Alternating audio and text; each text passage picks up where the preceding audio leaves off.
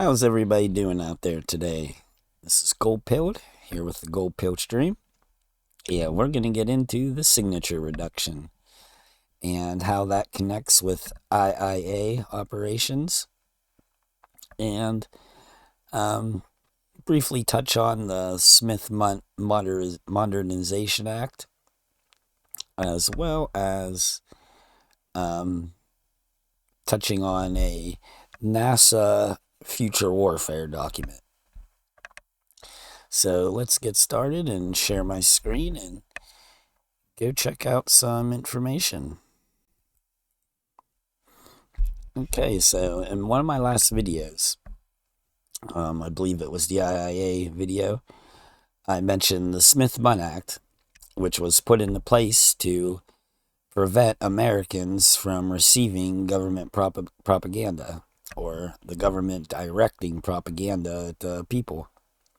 Well, and I said, I do believe that they changed it, in order to allow them to direct propaganda at us.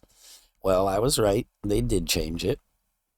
It was in 2012, 2013, and they called it the Smith-Munn Modernization Act. So they kind of updated it or amended it. And what they did was they made their propaganda available for folks in the United States, which was illegal. But apparently you have to request it. So I dug a little further into here. This is the U.S. Agency for Global Media. So this kind of outlines the amended Smith-Munn Act. And it goes down here and has facts about Smith-Munn modernization. And they tell you how, when it originally went into effect in 1948. And then they wanted to amend it starting in 2011 by the governing board overseeing the then BBG. So the BBG is what's overseeing the Smith-Munn Act. And I forget what exactly the BBG is. Broadcasting board something. But they got the Smith-Munn Act changed. And there they have their FAQs. We come down here, it says, can the USAGM, which is this website, focus its broadcasting on the United States? And it still claims no, they can't focus their propaganda on us. It says, what does the new law allow that wasn't before? And it says, the new legislation eases the Smith-Munn restrictions and allows the agency and its broadcasters to respond positively to requests from within the United States for their content. So that means that if you request it from them, they can say yes and give it to you. And then they go in to say, most of this stuff is available online. So you could get it anyway, whether you ask for it or not. But it says not all of it is online. So some of it you have to request from them. And it says, how can these materials be requested? And it gives you a link to go request stuff. Excuse me. I got a really itchy throat here today. It might be some allergies kicking in with the season. And then it goes, do you intend to target your programming to, I'm not sure what that word is, communities in this country? And that's kind of like immigrant communities. No, they're not targeting at them. Is this an attempt to influence or propagandize U.S. citizens? No. Our journalists must abide by legally mandated broadcasting standards and principles to present accurate and objective news and information. So they're claiming, they don't want to propagandize us. Whatever they produce has to be accurate and objective, adhering to standards. We know their media standards. And it says, now, won't the DOD be at liberty to spread propaganda in the U.S.? And they say no. And it says, what guarantees their content is balanced and accurate? And it says, they are legally mandated to present accurate and objective news and information. Well, when does legality ever get in their way? So, apparently, according to them, they can only give this stuff to the U.S. populace if the U.S. requests it. That's according to them. That's their official thing about the modernization update to Smith Month. So we'll close that. Now, if you go to some articles talking about the amendment here, they immediately start to claim that you're going to get propagandized. We'll go to this one. This is Business Insider, July 2013. So right after his passed. There's their title, headline. U.S. government-funded domestic propaganda has officially hit the airwaves. So they're acting like, they're immediately, making propaganda for us now, targeted at us. That's the way they're making it sound. And it says the government's mammoth broadcasting arm has begun the, quote, unleashing of thousands of hours per week of government-funded radio and TV programs for domestic U.S. consumption, John Hudson of Foreign Policy reported on Sunday. Well, according to the government there, that last page we were on, it's not intended, for the U.S. It's still supposed to be intended for abroad. But people here can access it if they request it. So, somebody's lying here.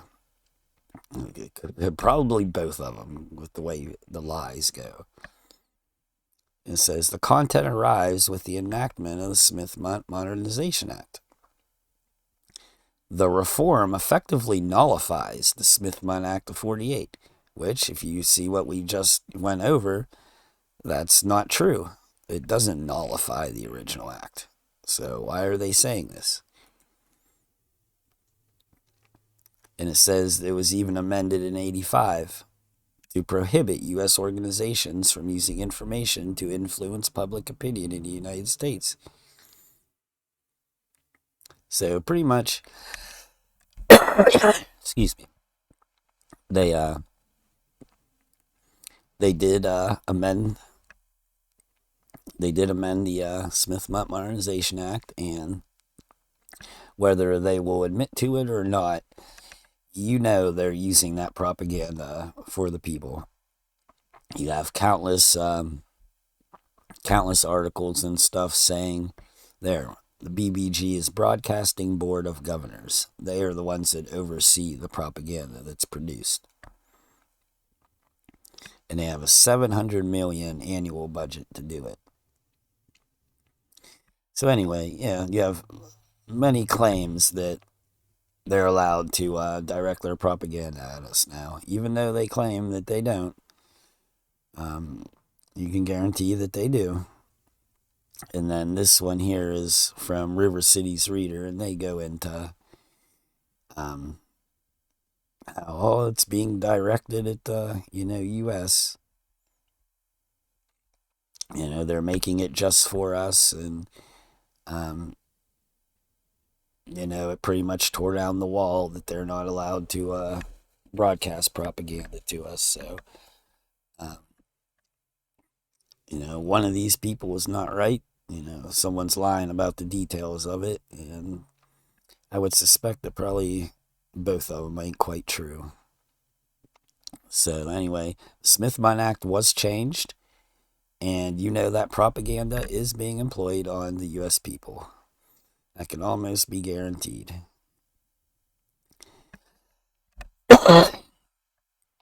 So, let's go on to signature reduction. Now, signature reduction, as I briefly touched on in my Elon Musk is not our hero friend,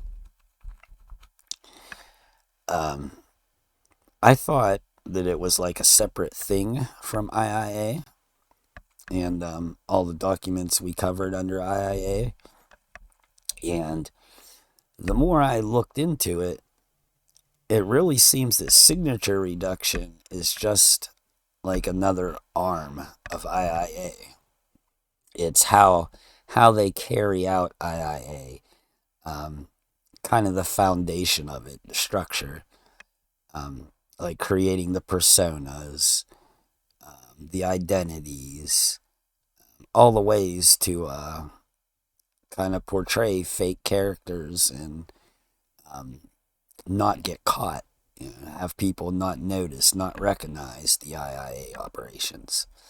And the signature reduction, usually Jason Burmis is always going on about signature reduction, and he doesn't go into any detail on it. It's just, oh, the government signature reduction. They have 60,000 strong army of people working to disinfo you. And that's all the further he goes in a typical InfoWars type fashion. Because Jason Burmis, he is some kind of IIA operative there. His super close connection with InfoWars. He kind of got his start with InfoWars and then branched off, and he was with We Are Change, Luke Radowski. So he's being controlled and steered in some way. Pretty much guaranteed. But yeah, he's about the only one I ever hear talk of signature reduction. And is at the end of this, he's also the only one that really has ever shown this NASA Future Strategic Issues, Future Warfare, circa 2025 document. And somebody in one of the comments brought up the point of, why is it only Burmis that has this document and talks about this document? And I'm not sure if InfoWars ever brought it up, but they're like, why is it only Burmis? So I was like, that's a good question. Why is it only him? Is it some kind of IIA thing where, they gave it, him this BS document to push? So I Googled it, and it wasn't hard to find. I just kind of Googled NASA Future War or something, because I didn't even remember the title. And some hits came up, and one of the hits was Dennis Bushnell. And if you know who he is, he's an insider who has the inside line on where technology and stuff is heading. And one of the links to my search was Wikipedia. So I came here, and it goes down to publications, and sure enough, it has Future Strategic Issues, Future Warfare, circa 2025 is being published by Bushnell. And it even has a link right there. And I clicked on it. Nope. Here it is. Not quite this one. Or maybe it is this one. There's another one from a government website. It only has 48 pages. So I don't think it's quite complete. This one here is the complete 113 slides. I think it was a PowerPoint. But yeah, it was very easy to find. So it makes me think that they want people to see this. Probably to further add confusion and disarray into the truth community.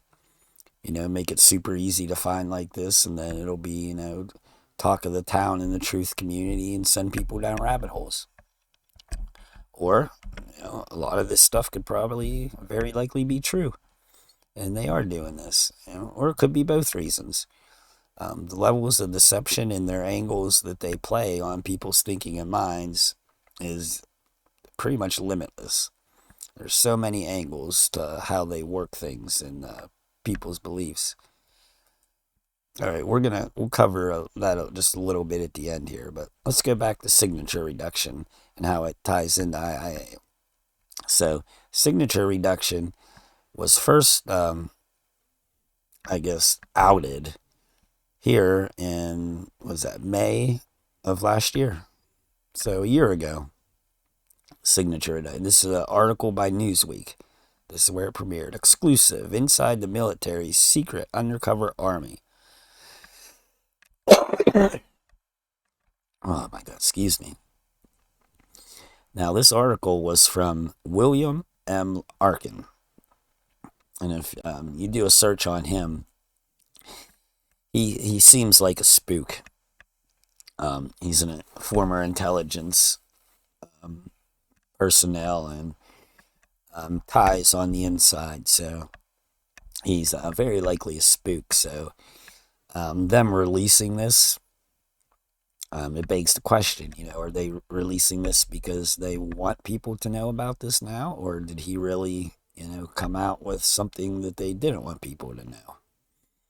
So it's interesting. Keep that in the back of your mind. As always, like I said, whatever information, whatever you receive, whatever content you watch, always keep in the back of your mind, why do they want me to consume this information?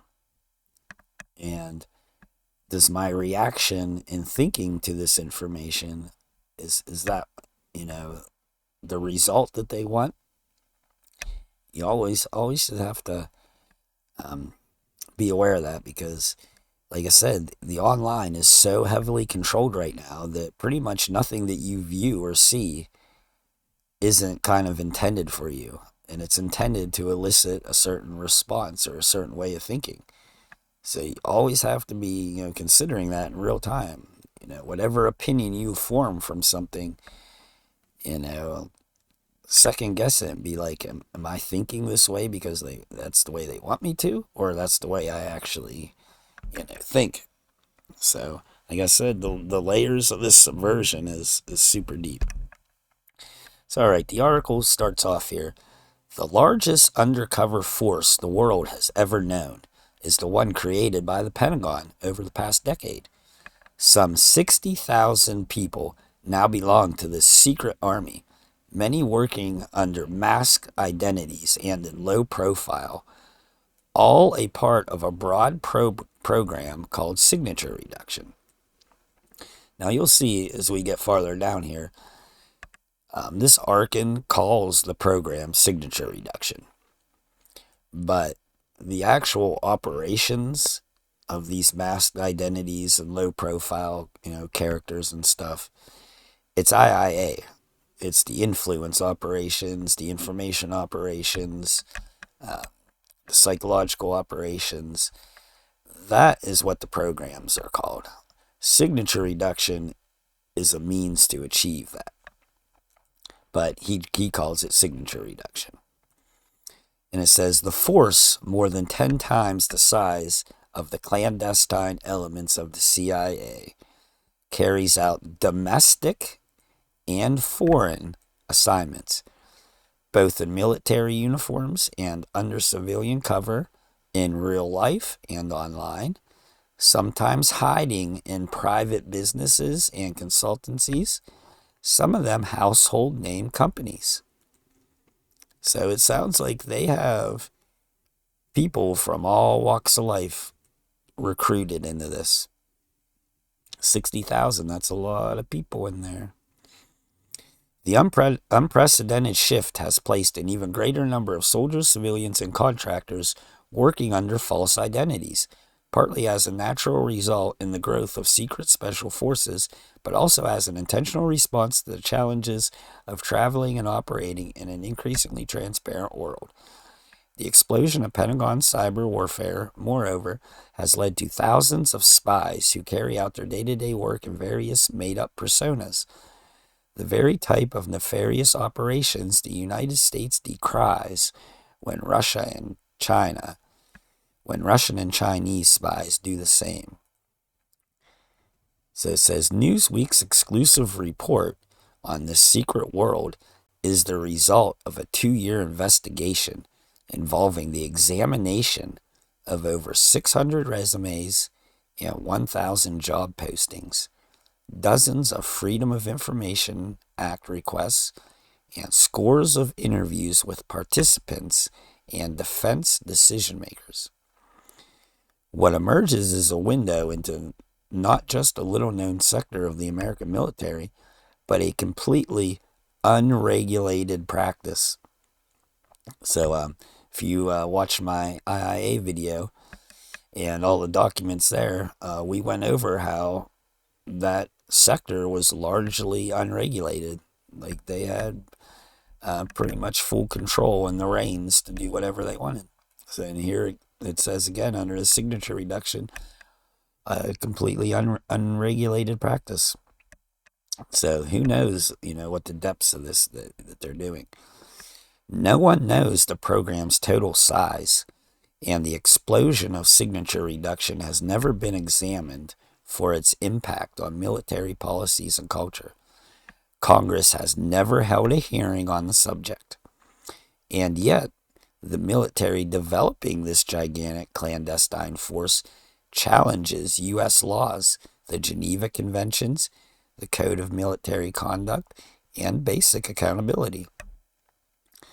So, it sounds like a typical U.S. government program. Pretty much breaking all the laws, having no oversight or authority to answer to, and kind of doing whatever they want. Excuse me. I'm just going to take a quick drink here, guys.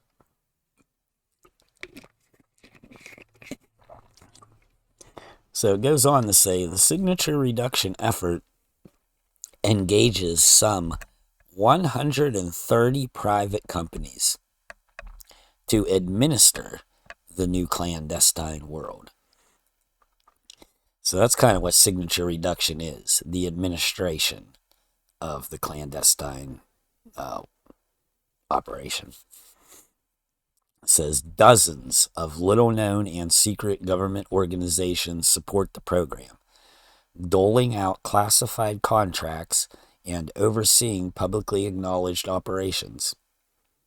Altogether, the companies pull in over $900 million annually to service the clandestine force, doing everything from creating false documents and paying the bills and taxes of individuals operating under assumed names, to manufacturing disguises and other devices to thwart detection and identification, to building invisible devices to photograph and listen in on activity in the most remote corners of the Middle East and Africa.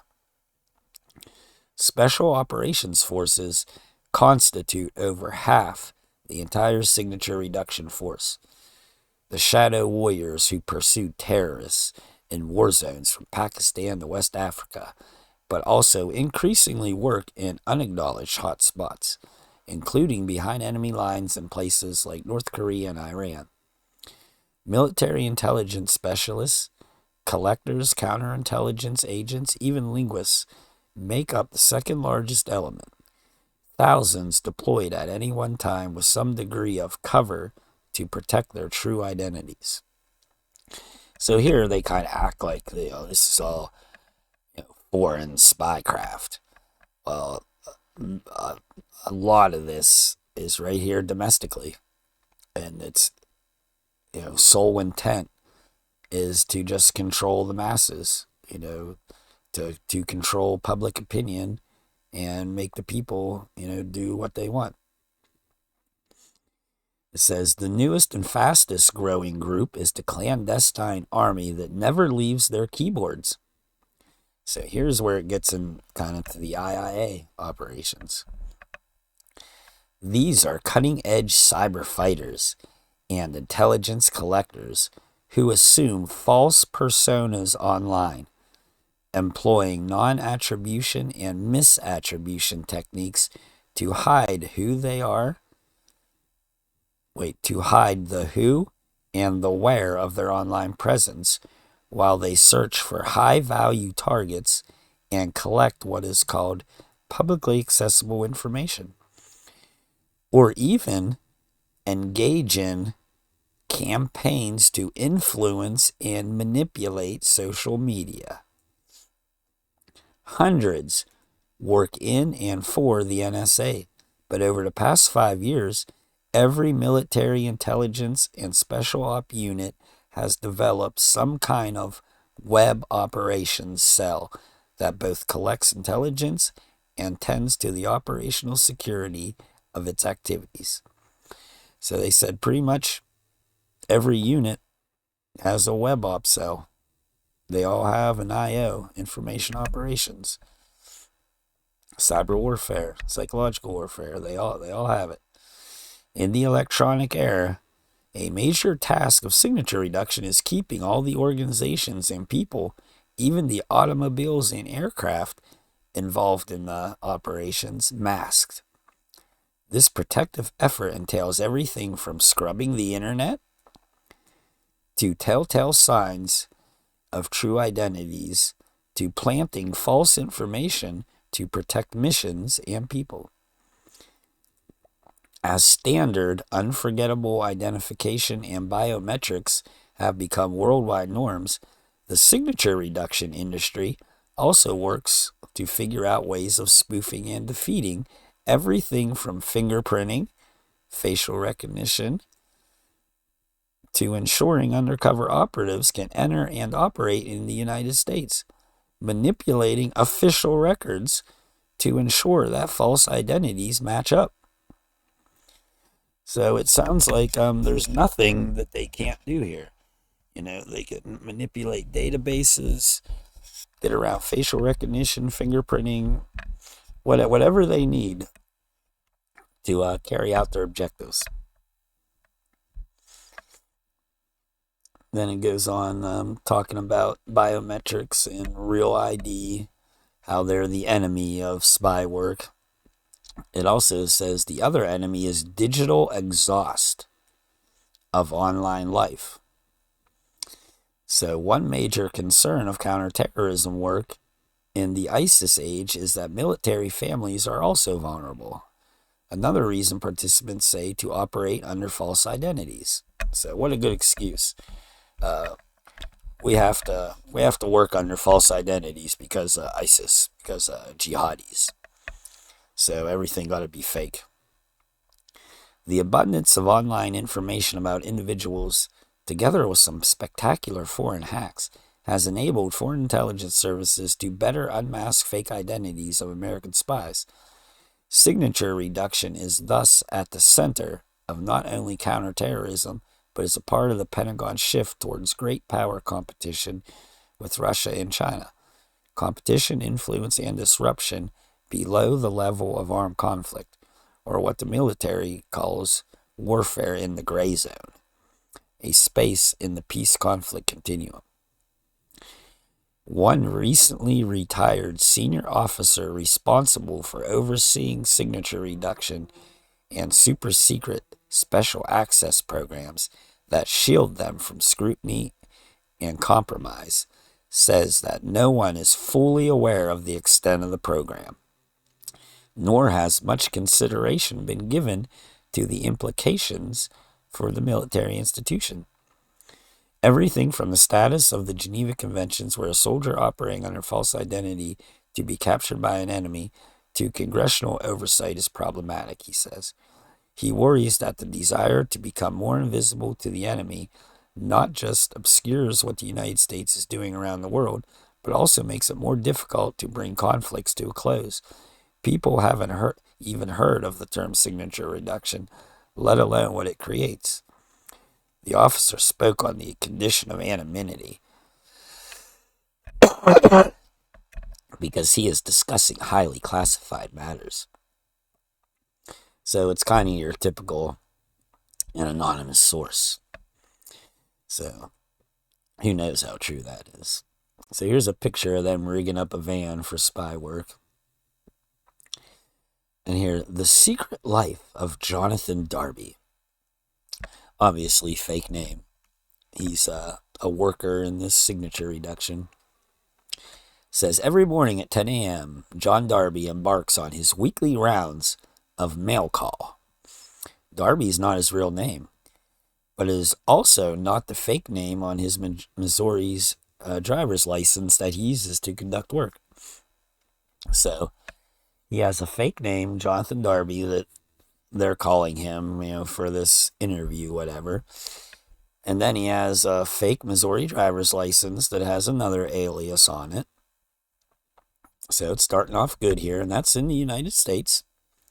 And that is a legitimate Missouri driver's license issued by the government. So it's all legit. And I'm sure they have a complete history for him that if he got pulled over and they ran that, it would come back, a history. Fake persona, military sanctioned. domestic soil. And the government car he drives, one of a fleet of over 200,000 Fed vehicles owned by the General Services Administration, is also not registered in his real or his fake name, and nor are his magnetically attached Maryland state license plates really for his car, nor are they traceable back to him or his organization. Where Darby works and the locations he visits are also classified. So it says, Darby's retired from the Army, and he asked that neither his real nor his cover name be used. He served for 20 years in counterintelligence. Now he works for a Maryland-based signature reduction contractor that he asked Newsweek not to identify. And says, as he makes his rounds to some 40 or so post offices and storefront mailbox stores in the D.C. metro area, he picks up a trunk full of letters and packages, mailing a similar number from rural addresses. So he's picking up stuff from P.O. boxes. He's mailing other stuff from miscellaneous rural addresses. It says back at the office, he sorts through the take, delivering bills to the finance people and processing dozens of personal and business letters mailed from scores of overseas locations. So here's where fake people are getting bills for stuff. And he's going to send these bills to the appropriate department, and the government's going to pay those bills on your dollar, your taxpayer dollar. But his main task is logging and forwarding the signature reduction mechanisms, as they are called, passports and state driver's licenses for people who don't exist, and other papers, bills, tax documents, organization membership cards, that form the foundation of fake identities. So it sounds like a black market fake identity business, but completely legal and sanctioned by the government to be used on the American people. Yeah, that just sounds wonderful. To register and double check the authenticity of his daily take, Darby logs into two databases. One, the Travel and Identity Document Database, the intelligence community's repository of examples of 300,000 genuine, counterfeit, and altered foreign passports and visas. The other, the Cover Acquisition Management System, a super secret register of false identities where the mechanisms used by clandestine operators are logged.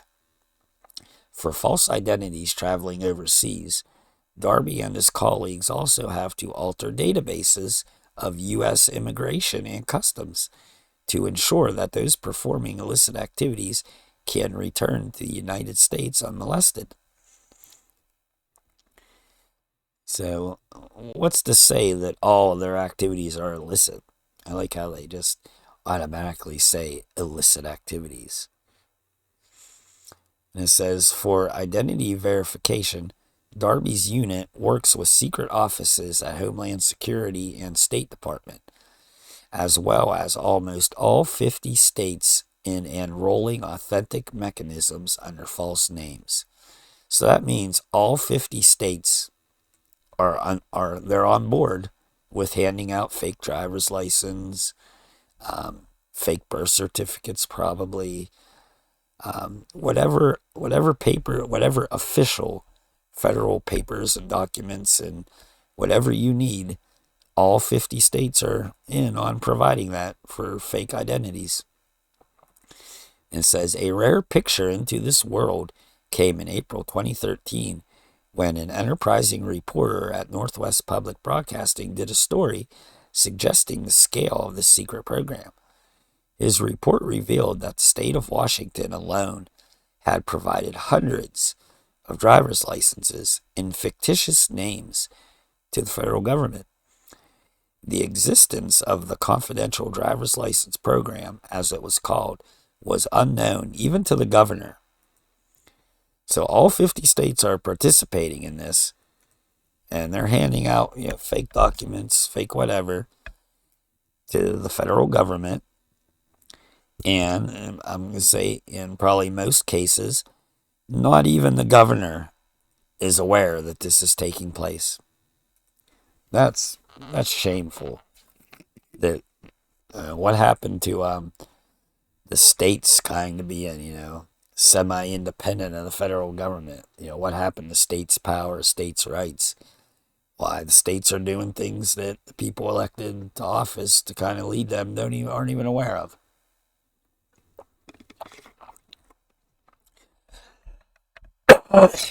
Excuse me.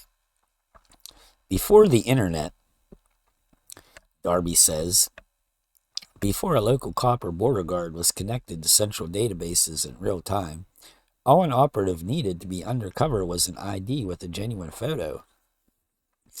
So it kind of goes into how now with the digital age, it's so much harder to, make a fake identity because of the digital landscape. And kind of the backstory on a fake identity, like the history of, they call it a legend, the legend, behind the identity. And so they have to make sure everything matches up and stuff in this digital landscape. And it says Darby calls it due diligence, the creation of this trail of fake existence. Fake birthplaces, fake home addresses have to be carefully researched. Fake email lives, and social media accounts have to be created. And those existences need to have corresponding friends. Almost every individual unit that operates clandestinely, special ops, intelligence collection, or cyber, has a signature reduction section, mostly operated by small contractors conducting due diligence. There they adhere to what Darby calls the 6 principles of signature reduction: credibility, compatibility, realism, supportability, verity, and compliance. Compliance is a big one, Darby says, especially because of the post 9/11, where checkpoints are common and nefarious activity is more closely scrutinized. Yeah, it's more closely scrutinized for the ordinary peon, but the government controlling that, they can look the other way on all this fake stuff. So don't act like it's hard when you got everybody in on the game. To keep someone covert for real, and to do so for any period of time, requires time-consuming dance that not only has to tend to someone's operational identity, but also maintain their real life back home. As Darby explains it, this includes clandestine bill paying, but also working with banks and credit card security departments to look the other way as they search for identity fraud or money laundering. So it's not just the state governments and agencies, in on this. The banks and the credit card departments are also in on this. And they look the other way when they get hits for identity fraud or money laundering. Oh, that's nice. So they all play ball.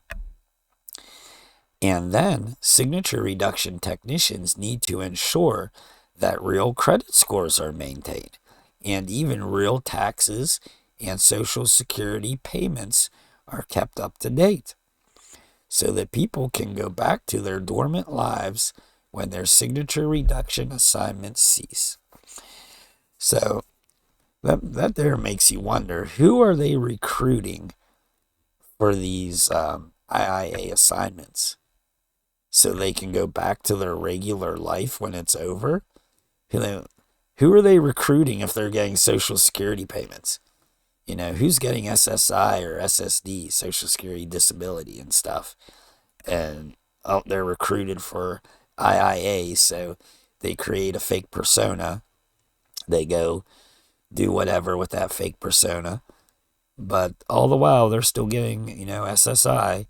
And then when they're done, they can just go back to that life before. That makes me think of online characters, the alternative media, like some of these old heads that have come out, acting like, they're our friend, fighting for truth, whatever. I'm sure a few of them are probably Social Security payments and whatnot, recruited to do online propaganda.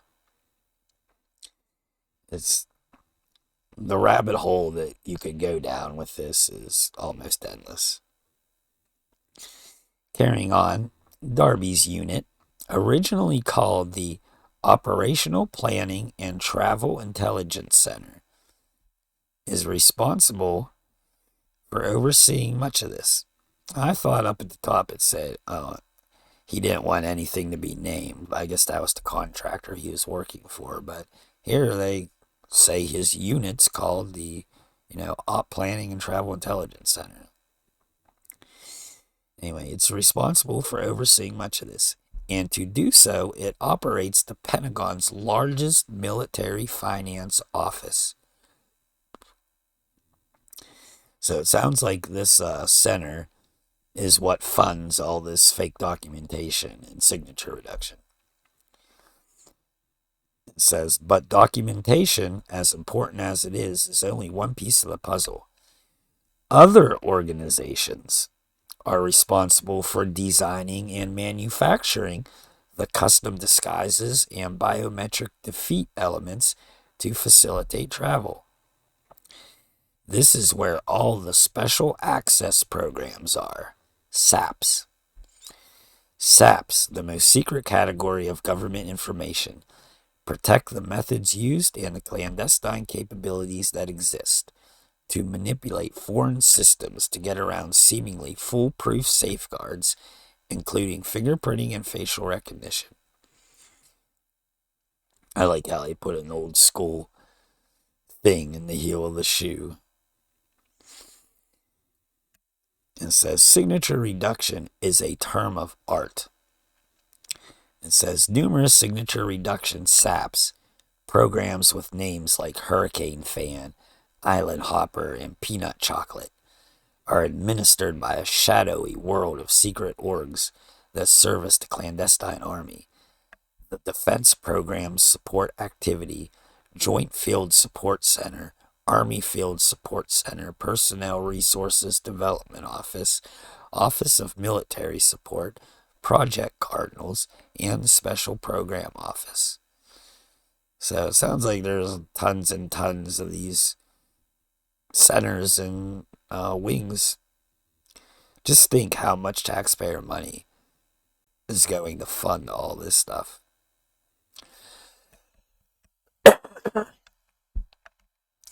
It says, befitting how secret this world is, there is no unclassified definition of signature reduction. The Defense Intelligence Agency, which operates the Defense Clandestine Service and Defense Cover Office, says that signature reduction is a term of art, one that individuals might use to describe operational security measures for a variety of activities and operations. So like I said, this program isn't called signature reduction. It's being used as an adjective, signature reduction. It's the way that they carry out their OPSEC, or a way that they ensure OPSEC.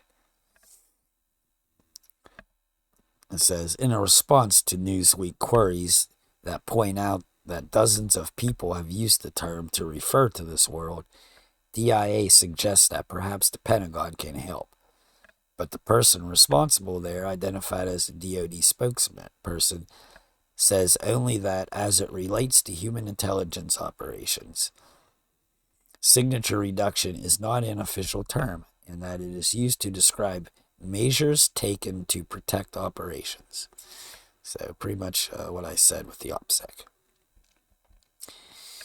Here it says, another senior former intelligence official, someone who ran an entire agency and asked not to be named because he is not authorized to speak about clandestine operations, says that signature reduction exists in a twilight between covert and undercover.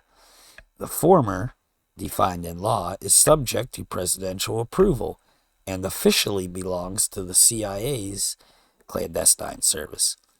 The latter connotes strictly law enforcement efforts undertaken by people with a badge. And then there is the Witness Protection Program, administered by U.S. Marshal Service, which tends to the fake identities and lives of people who have been resettled in exchange for cooperation with prosecutors and intelligence agencies. The military does not conduct covert operations, the senior official says, and military personnel don't fight undercover. That is, except when they do, either because individuals are assigned sheep-dipped to the CIA, or because certain military orgs, particularly those of the JSOC, operate like the CIA, often alongside them in covert status, where people who depend on each other for their lives don't know each other's real names.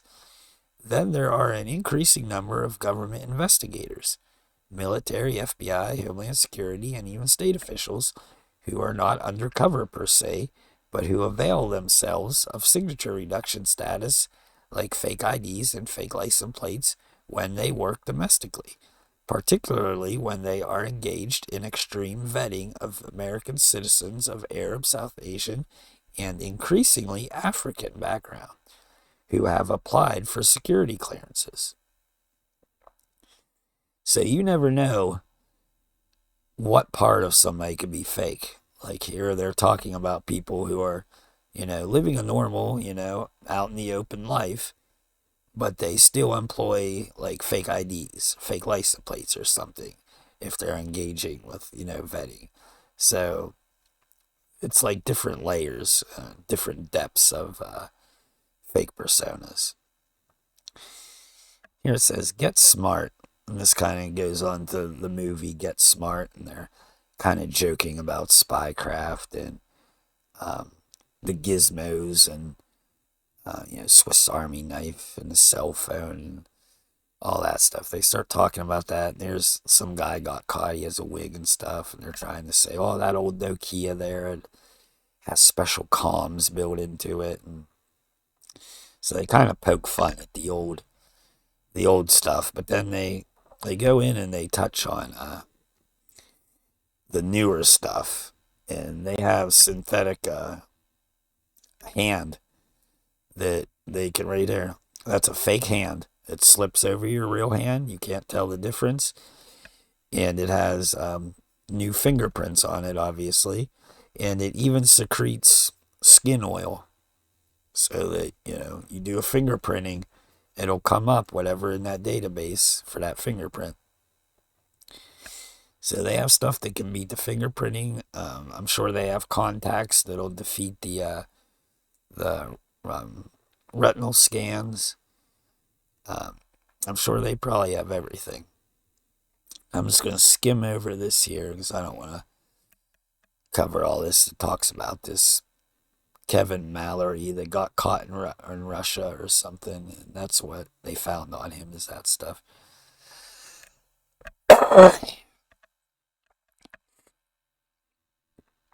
So one thing I want to point out here, and I found this hilarious when I was reading this article, is I've done a deep dive on Brendan O'Connell and kind of looked at his history and his UN document, which he urges everybody to read. I don't know why he's so urgent that everybody reads this UN document, which all it is pretty much the history of Brendan O'Connell. So he wants everybody to read this UN document, which is pretty much his backstory. It's his history. It's like the footing of his persona, the Brendan O'Connell persona. And I've pretty much called him out as being an intelligence operative, part of IIA to steer narratives online. And considering after reading, this and how they do the fake personas and the fake names and everything, his name, Brendan O'Connell, Brendan Lee O'Connell. Well, when I got to this paragraph right here, I laughed out loud. It says, and yet, says Brenda Connolly, not her real name, So she's an operative in this, information operations signature reduction thing. And the fake name they gave her was Brenda Connolly. Brendan O'Connell. Brenda Connolly. Brendan O'Connell. It was, I don't know, coincidence? Is Brendan O'Connell a fake made up persona? Oh, very well could be. In that deep dive of him, I laid it out that that whole UN document and videos that he's done, it's laying out the perfect backstory. It's laying out the perfect history of the online persona of Brendan O'Connell. So, like I said, anybody online, all these alternative media characters, Luke Radowski, Jason Burmis, any of them, any of those people, you don't know who they are. You don't even know if that's their real name. You can maybe try to research it. Is that really their name? But if they're working undercover, you're going to find proof that, yeah, that's him. You'll find official documents, official papers, because everybody's in on it. I just read this, all the state government's in on it. The banks are in on it. The credit cards are in on it. The federal government's in on it. All the agencies, they all play ball. They can create a completely fake person, and it's completely official. It appears completely official. So anyone you see online is an alternative media, fighting for the truth, fighting for your rights. You can't believe anything about them to be genuine. All you can do is take the information they're giving you and discern that information and come to your own conclusion about it. Do not buy in, to whatever they're trying to push on you or their way of thinking, or don't buy in to the way they want you to think, because it can be completely fake. We're going to play a video here, Jim Lee, and in my past videos, I went over him. He used to be kind of a part of Anonymous. He's kind of a computer hacker. And one of the people who he ended up being targeted, him and his family, on YouTube by Montagraph, which was Richie from Boston, or Richie from Langley. That's his handler. Montagraph is his handler. Jim Lee was targeted by Montagraph. So in an effort to stop it, Jim Lee did a little of his, computer wizardry, and he discovered that Montagraph had like 999 YouTube accounts. Just himself. How do you get 1,000 YouTube accounts? And it also came out that Montagraph is an FBI agent. So I bet you the tech industry is probably playing ball with this operations too, because he didn't get 1,000 YouTube accounts without someone playing ball. So everybody, the whole online digital realm is likely in on this ball game here. So they can manipulate and make completely fake identities and personas, and they'll carry them out as long as they want, and you will never be the wiser, and you will never discover it, because they tied all the loose ends. And then whenever that person's done, with their fake persona online, they can create a scenario where they leave the online landscape and return to their former life. And they go right back to their real identity, real life, and the fake one's over, and bada bing, bada boom, they're gone. It kind of makes me think of like Lauren Southern, who came out, the conservative hot chick, Trump supporter, blah blah, made millions of dollars, ripped people off, and she disappears. Goes back into obscurity after doing her operation. So you got to start thinking of the online digital landscape in terms of this information that I'm laying out here. Almost everything is controlled. And just think of how much that manipulates people's thinking and the way they perceive things and the way they act and the decisions they make. It's, I always say this, but Klaus Schwab's buddy, you're a Ferrari or whatever. You're the days of free will are over. Your mundane day-to-day decision making is not your own. It's controlled and manipulated and done by somebody else. And that's what this is turning into. So let's continue here. This is about the gadgets. So I'm just going to scroll down and skip most of this. They're talking about covert communications, COFCOM. Here's a brick with a transceiver. They have ways to, you can have a little brick like this, and when you get close to it, you can send out info to it, and it'll relay it back. So if you have, no broadcasting capability, they have ways to get around that. And then down here it goes into fake hands and fake faces. So it's not just that hand I showed you. They have complete faces that they can slip over you.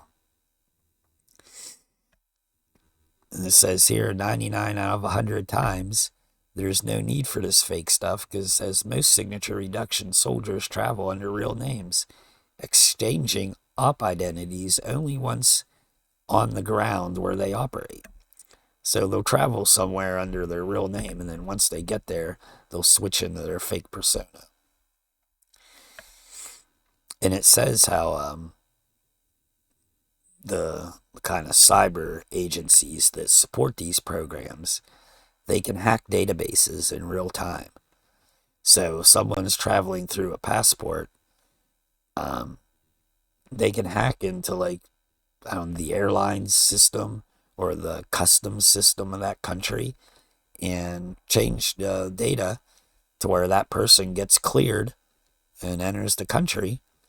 And then once they're through, that data will revert back to what it was.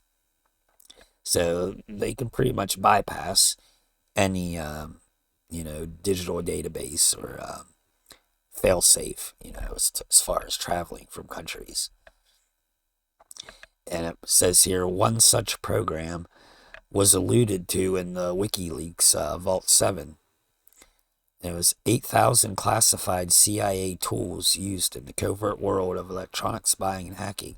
It is called Express Lane, where U.S. intelligence has embedded malware into foreign biometrics and watch list systems, allowing American cyber spies to steal foreign data. Here's an IT wizard working for WikiLeaks in Berlin, says the code with Express Lane suggests that the United States can manipulate these databases.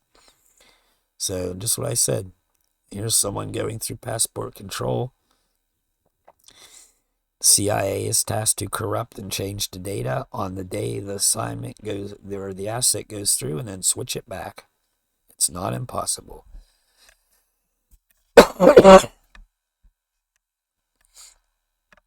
Then they talk about companies who specialize in just making the silicone molding and the handwork and all the gadgets. So there's a vast industry supporting all this. Silicone face appliance, sculpted to perfectly alter someone's look. And down here it says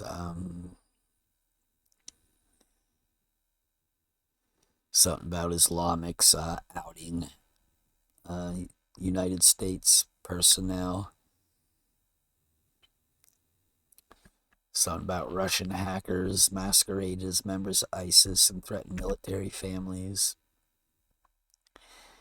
Counterintelligence and OPSEC officials began a large-scale effort to inform those affected by that, but to warn military personnel and their families to better protect their personal information on social media. Then it says ISIS released more target names, the largest ever, until it was topped in 2017. It revealed military personnel sharing location information in their fitness devices. So that was when Fitbits and stuff, people were using them, and when they exercised, it would transmit transmit to their databases, and you could see where they were in the world, and they could see they were, in enemy lines or wherever. So scrolling down here, DNA scare. This is Admiral John Richardson, Chief of Naval Operations, warned military personnel and their families to stop using Ancestry DNA test kits. Be careful who you send your DNA to. Well, people should know that. So anyone out there, do not take those Ancestry kits. Who knows what they're using that DNA for? And I've heard that it gets sent to China on occasion. So what are the Chinese doing with it? And yeah, you don't want people having the structure of your DNA. So it goes on down here talking about signature reduction. Here's one of the Operations Center Defense Programs support activities. So it's support role. And that's pretty much it. It says, we're still in the infancy of our transparent world. And it says, we're winning this war, including on the cyber side, even if secrecy about what we are doing makes the media portrayal of the Russians again look like they are 10 feet tall. So this was a good article. If you want to read it, all you got to do is Google or Brave search or whatever search you use, signature reduction. And it's the Newsweek article. This is where it was first released by the spook, William Markin, May 2021. And then this next article here is Jacobin, I guess, Jacobin magazine. And they interview spook, William Markin. The U.S. national security state has an invisible army. Tens of thousands of Americans work for intelligence, operating domestically under false identities with fake documents. Why? To allow the national security state to pursue its forever wars smoothly? Forever? Yeah, likely. And one of those wars is on us, the domestic terrorist. So they go down here and they just kind of talk about same stuff that was in that article. And they mention Edward Snowden here and the vast secret that hums quietly beneath Washington. Talk about getting a glimpse of that machine. Former intelligence analyst, veteran journalist at William Markin. And they just kind of question and answers here. It says, when did you first learn about the signature reduction program and how did this story come together? It says about a decade ago or so. So this article was written. Do they even have a date? Yep, this is the month after he did the Newsweek article. So June of 21. So a decade ago. So about 2011, apparently this Arkin kind of caught on to the fact that this signature reduction was in place. He says it's not mentioned in unclassified budget documents, and it's not mentioned in any unclassified regulations. And when I started to do inquiries with the government, they essentially said it's a term that people use, but it's not an official program. Well, that's just how they skirted the thingy. Here it says social media is really an essential part of modern day operations. So there's your social media. That's your alternative media video platforms. That's your YouTube, your Rockfin, your Odyssey, your BitChute, your DLive, your Iconic Network, your Band.video. It's an essential part of modern day operations. And all these fake personas that they're putting out there. It says he got a couple people to start talking, and that's how he put together this case. It says, you write that there are around 60,000 people, both overseas and domestically. What exactly are they doing? It says there are 3 separate major groups that engage in signature reduction. which means either they are operating under false identities or they use other techniques to protect their identities when they are operating. The first group is the special operations world, particularly the clandestine special operations associated with the so-called black operations. So those are like the overseas military type stuff. It says the second group is the human intelligence operators at the DoD. Includes people in close-in surveillance or close-in reconnaissance.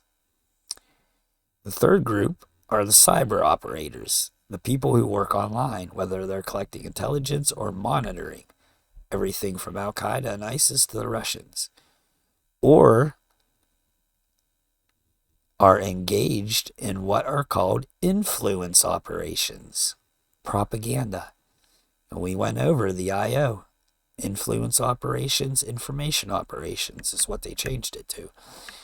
Propaganda, psychological operations, information warfare. That's the fastest growing group, from utilizing false personas and the very techniques we accuse Russians of using during the 2016 elections to operate under misdirection. Operating under misdirection or non-attribution, where their identity or their origin as U.S. government cyber operators is obscured. There are more than 10,000 people throughout the NSA and the military who utilize the techniques of signature reduction in this way. It says, do we have a sense of what some of these cyber operations look like in concrete terms? He says the most obvious example is against ISIS. So making it about, foreign terrorism and whatnot. So social media is really an essential part of modern day operations. Cell phones, social media have become ubiquitous around the world, and in parts of the world where infrastructure isn't very good, cell phone internet services are very important. So they can easily, get a beat on people with the cell phones and the kind of WAN networks. That's why they always keep them up and running in third world countries. They make sure they got internet connection and, phones. That way they can just monitor everything. And then use that, use it against them too. And it kind of says here, the vast majority are targeted towards terrorist organizations and adversaries of the United States. So, like I said, making it a foreign thing. But it says, but there's evidence, too, that the Department of Homeland Security and the U.S. military are increasingly operating online and on social media inside the United States. And I'm sure that's where the Smith-Mundt amendment comes in. And even if they don't admit it, and they still say that it doesn't allow that, I'm sure there's some kind of hidden lawyer speak in there that gives them the green light. And even if they don't have a green light, they are going to do it anyway. This is all completely, probably top secret, classified, never see the light of day. Does this violate the long-standing bans on the military and U.S. propaganda being deployed domestically? It's certainly worthy of our guardedness. So he doesn't even... Excuse me. He doesn't even answer that question. He just, it's worthy of our attention. He says, there is a law called the Smith-Mundt Act, which specifically restricts the U.S. government from propagandizing the American public and came from the early part of the Cold War. But in modern era, where these types of lines of communication have become so mixed and so varied, I would say that anything that goes out there into public information that might be propaganda oriented at Russia or China or ISIS has a greater potential to blow back on the U.S. public and Western public opinion. There's an increasing danger of American citizens being recipients of this propaganda, and propaganda information being inadvertently plugged back into mainstream media at the same time. That's really the danger. That with the variety of news media that exists these days, people begin to think that some of the news sources they're reading are actually independent and non-governmental. Uh, does that tie into anything that, I've kind of been hitting home? Like the whole kind of purpose of my channel here is that people begin to think that some of the news sources they're reading or watching online are actually independent and non-governmental. It says, we see the obvious side of that, for instance, in news channels like Sputnik or RT, which are owned by the Russian government. Those sources that are in English are read by a lot of people, and they think it's somehow independent. Similarly, the United States engages in those same kinds of operations. And given the way most people consume information, particularly because most people get their news from their phones, I think they don't even recognize the difference between actual news media and sources of propaganda. Well, no shite there, buddy. They can't recognize actual media and sources of propaganda. That's why we're in the state that we're in. Because people just gobble that propaganda down like nothing. Plug the old computer in. It says the availability of independent information is not lesser, but the variety of propaganda is increasing. So there's still good independent information out there, but it's just being weeded out. And that was the whole censorship and eradicating people from the internet, which happened in the early 2010s. They were clearing the landscape for a total control domination, and that's kind of where we've arrived at this point in time. And I had another point there. I completely forgot about it.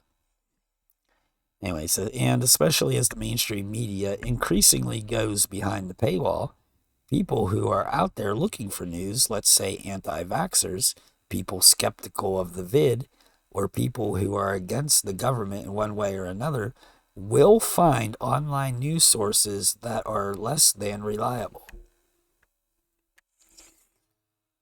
So he's insinuating that mainstream media being behind the paywall is the reliable aspect, and the ones who aren't behind the paywall are less reliable. So people aren't going to get the right information.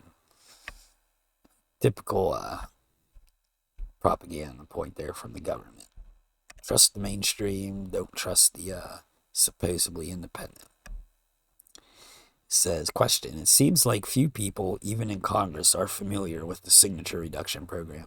What exactly is the level of awareness of it? And he says, one of the things that is really fascinating to me is that you have this multi-hundreds of millions of dollars program. It's about $1 billion to administer, involving over 100 contractors, and hardly any of those contracts are public, and dozens of government agencies, the purpose of which is to conduct clandestine efforts to either administer the clandestine world or to be the clandestine world, and hardly anybody knows anything about it. This is the first article to be written about it. It's quite extraordinary.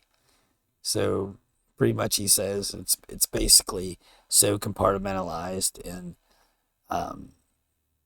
so kind of black program that pretty much nobody knows about it.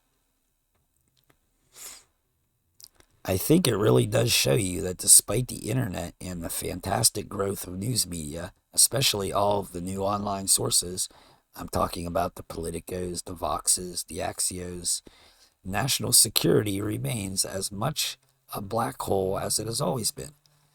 And in that regard, the idea that the internet was going to create citizen journalism, and that journalism would create more transparency, and that transparency would lead to more democracy, has failed.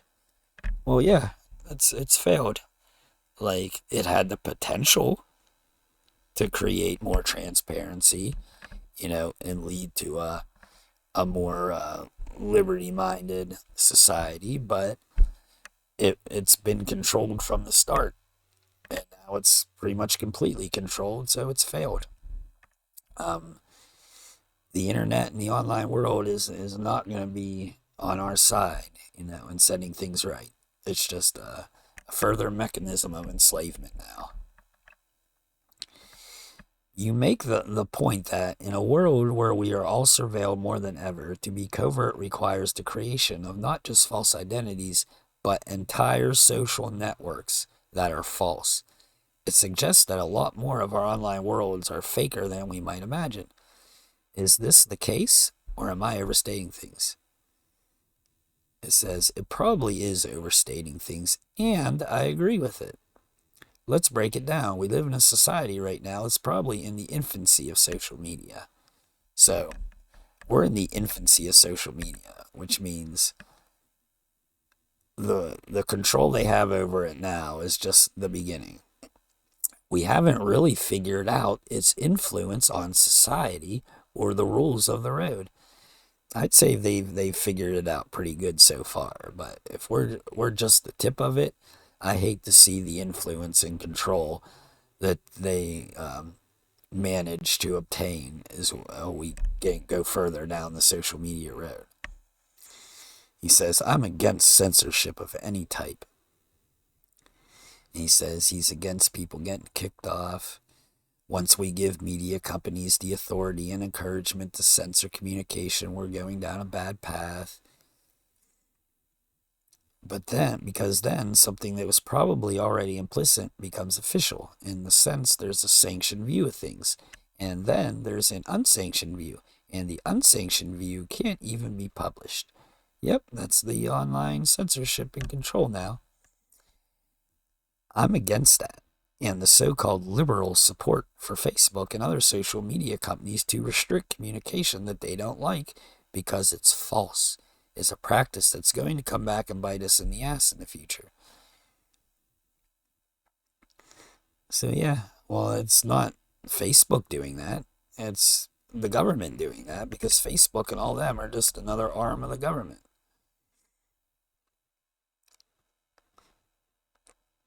It says, but number two, I was reporting this article. Oh, human intelligence operations are actually less and less physical and more online because online is more efficient, more productive.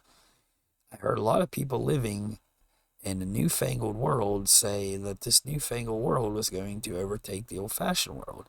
Here's the problem with that. We recreate the same dynamics of the trivial being more important than the important.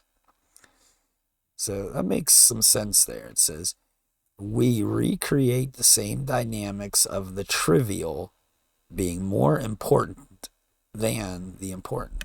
So people are making all the trivial nonsense and stuff more important than the actually important stuff, which plays perfectly into the online social media and even the alternative media and alternative news sources, where so many people just dribble on and on about trivial things, acting like that's the most important thing to pay attention to, especially social media and the trivial nonsense out there, taking pictures of your lunch and your dinner, and blah, blah, trivial, but they're kind of indoctrinated to think, well, that's what's important. It's important, that stuff, and you're ignoring the actually important stuff. Like the government manipulating all this and doing this to you.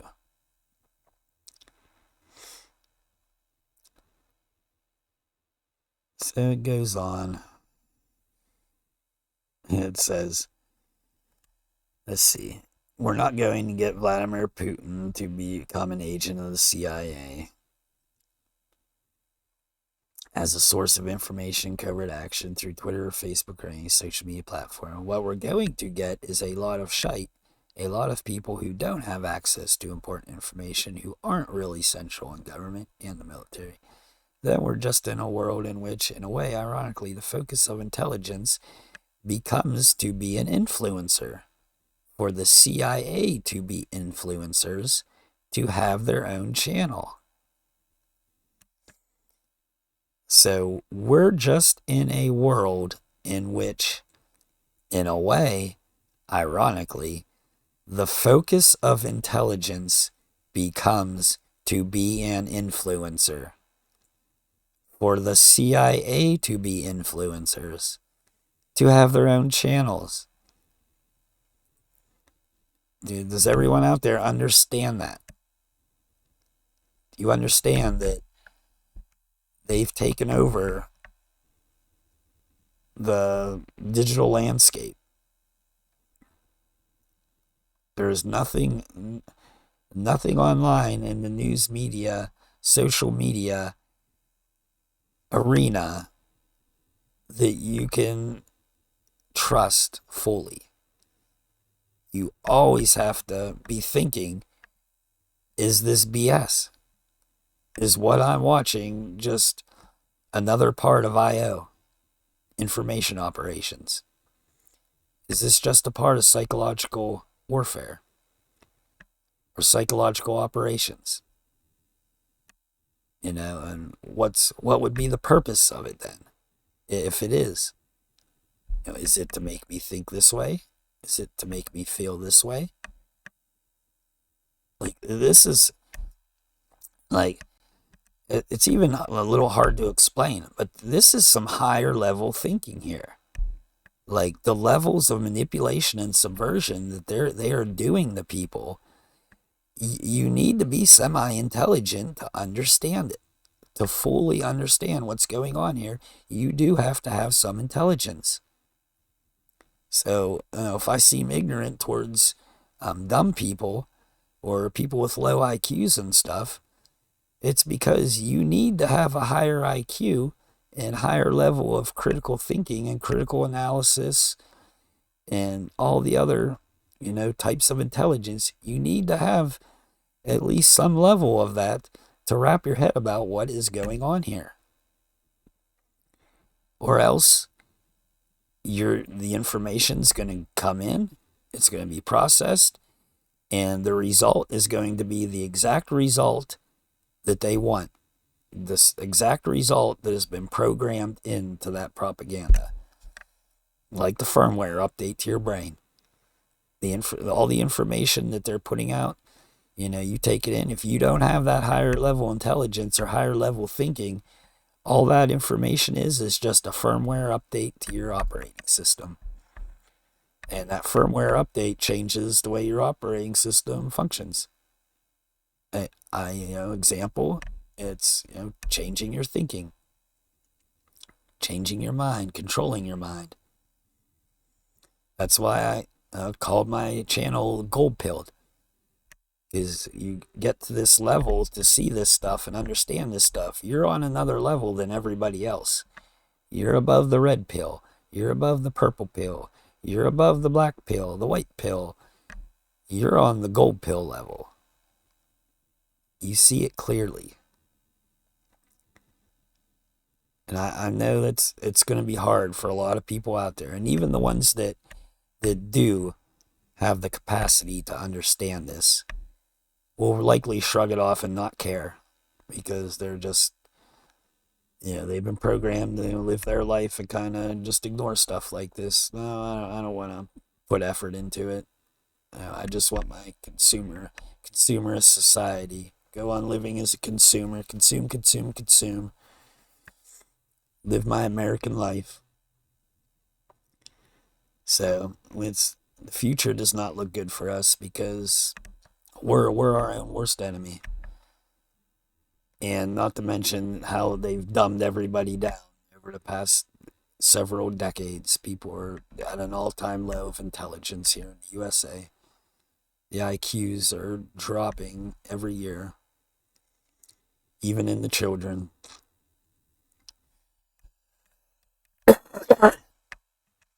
Excuse me. That arcing goes on. Then I have to ask, well, influencing what? All of the work the NSA did on ISIS in Syria and Iraq, did any of that have any effect? So they go back into fighting foreign terrorists. No mention of the domestic social media, alternative media landscape. There's very little evidence to show that gigantic efforts on the part of the U.S. government to increase influence has achieved any goal. We've spent billions of dollars on influence annually, and everyone hates us. Well, yeah, it's because what we're doing to the other countries, they hate us. But what they're doing here is highly effective in terms of influence. Do we have a sense of how much of the program is private companies doing the work? And how aware are they of its full scope? And he goes on, hundreds of defense contractors, a lot of small companies that administer the signature reduction, everything from building the gizmos to administering the orgs that are creating identities, the finances, the billings. So there's a cottage industry that administers the signature reduction. And it's not just small companies, but large companies like General Dynamics, BAE Systems, Lockheed Martin. They're all involved. Of course they are. Those are all the big companies, and they're married to federal government. My sense is that very few have a holistic understanding of the size and scope. I bet none of us know the size and scope, and it's probably much bigger than any one of us could imagine. It says one org or company might be involved in administering some small piece of this, but I found that no one can really make sense of the overall size and scope of signature reduction efforts and their impact. So it's back to compartmentalization. Each, thing does one little part and sends it off, and none of them are aware of the other, except for the people at the top orchestrating everything, the very small, minute elite.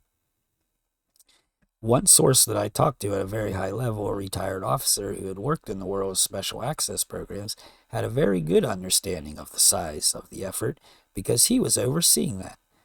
But overall, most people I talked to were pretty surprised when I told them of how many companies, how many orgs, how many people worked undercover or availed themselves of signature reduction techniques.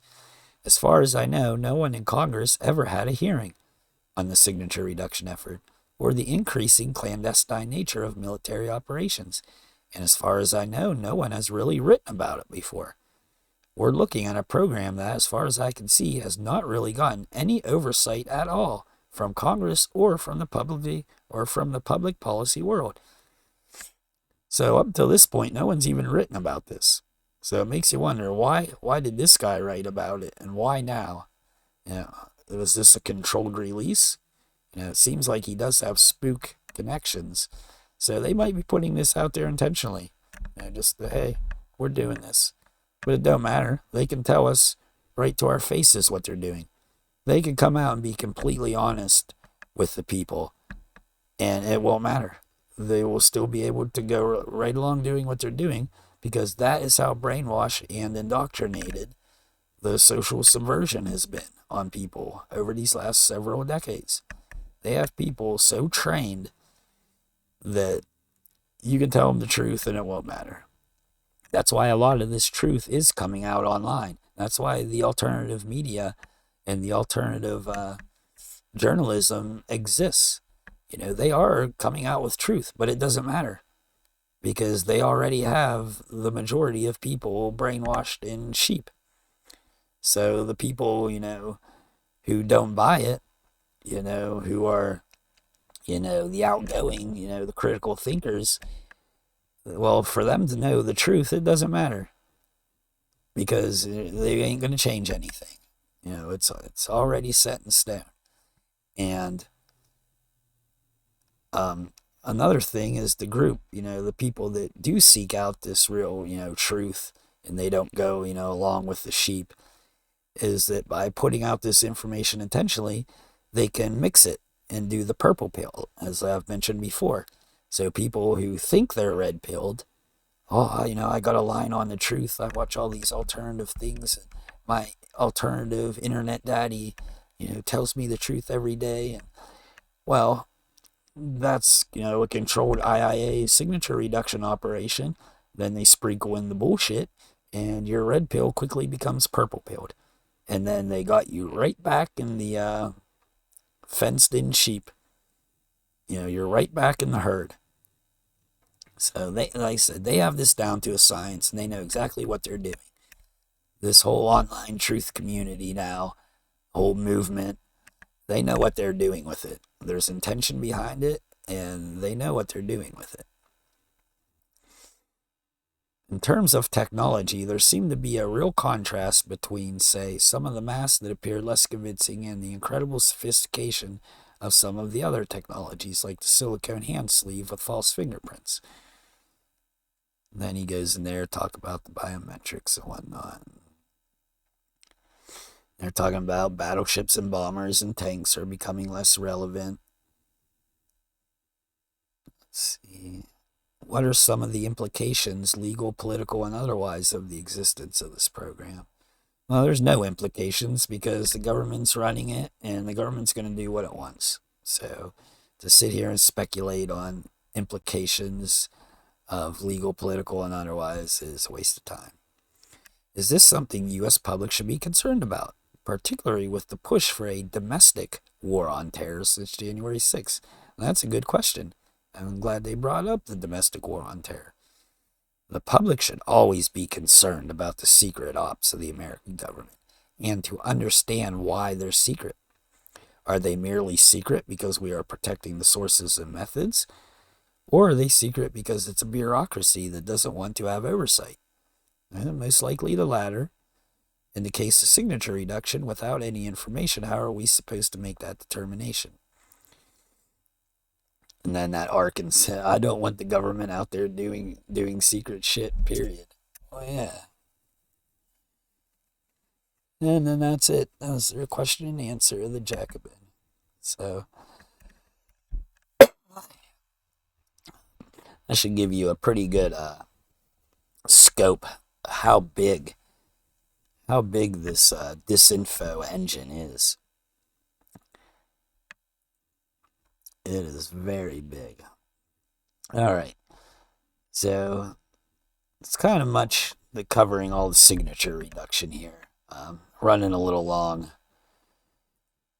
If my voice was better, I would have been able to kind of read through there faster. I got about a 20-minute clip here I want to play from Jim Lee, where he goes into the bots and software and stuff that actually manages online personas. So the government has a whole software arsenal of tools to manage fake online stuff like this. So I don't know if I want to go into that or just do another video. I might just do another second follow-up video to this, where we'll watch this 20-minute clip where he goes in and talks about that, and then maybe we'll touch a little bit on this NASA document from Dennis Bushnell, because that's pretty interesting. That'll probably encompass about an hour video, so I don't want to add that on to this video. It's already running an hour and a half, so we will save that for tomorrow. I don't know if I get to tomorrow, but we will save that for the next video. This here was a pretty good critical analysis of the signature reduction program, as they call it, but it's not the name of the program. I don't know what you would call that program. I guess for now signature reduction, but it's just like one layer, the information operations, or the interactive internet activities, the IIA. It's how they shore up all the loose ends, pretty much, of the IIA. You know, you need to make a fake online persona. So you go, okay, we're going to come out with this name, Stu Peters, Stu the Glowworm Peters.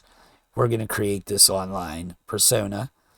He's going to lead a Red Voice news platform. He's going to make news videos. It's going to be Republican directed, a right-wing conservative in nature. And we're going to put him out there to pander to that right-wing Christian conservative Republicans. So now we need to create him. So they probably have fake driver's license, maybe even school transcripts, fake license plates. They'll set up all the business aspects, the website. They'll create his website. They'll create his studio. They'll create a business, probably an LLC of some sort, to facilitate payments and donations coming in from people, um, addresses, bank accounts. They'll do all that. They will create a whole history of Stu the Glowworm Peters. And then they'll put the operation into motion. He'll start making videos. And he'll do that for however long they deem necessary. For however long they need to push whatever narrative that they want to get out there through that source. And then when they're done, they'll scrap that operation, and old Stewie Peters will go back to his regular life. That's just an example. I'm not saying that's what they did with Stu Peters, but that's just an example of how they would use IIA and then the signature reduction techniques to facilitate it. And it's all legit. Like I said, the state governments, the federal government, the banks, the credit card institutions, all the tech agencies, all the big companies, the military industrial complex, they're all on board. They're all playing ball. They're all part of this. They all willingly do it. So all the documentation and stuff, it will appear legit because it's being faked at the very highest levels. So you can't trust anybody online here, people. You can't trust any of these social media personas. You can't trust any alternative media news outlets. You can't trust these alternative media journalists. You got to question every single one of them.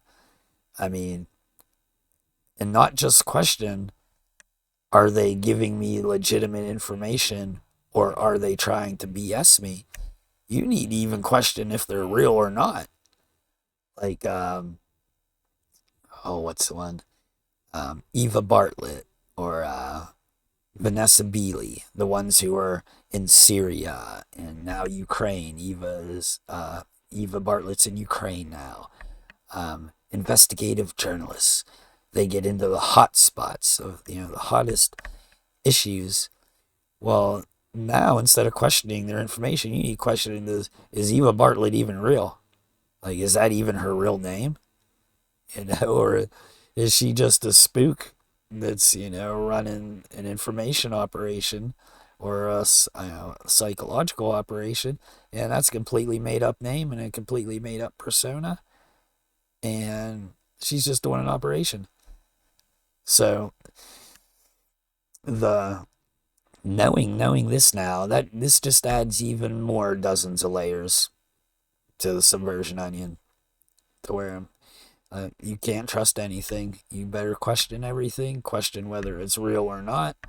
And then once you question whether it's real or not, then question whether the information is legit or not. Then question why you're receiving that information or why they're letting that information out. Then question, your thoughts on it and your thinking. Are my thoughts, really my thoughts, or are they? Is it the thinking that they, want to achieve from that information? And then, your reactions, are these my true reactions, or are they the reactions that they wanted to achieve by putting that out? It's ridiculously complex. It is absolutely ridiculously complex now. And it doesn't look good for the future. Because just think, they've done studies on how social media and stuff manipulates your brain. How it releases serotonin, dopamine. You get dopamine hits. You can become addicted to social media, the aspect of it.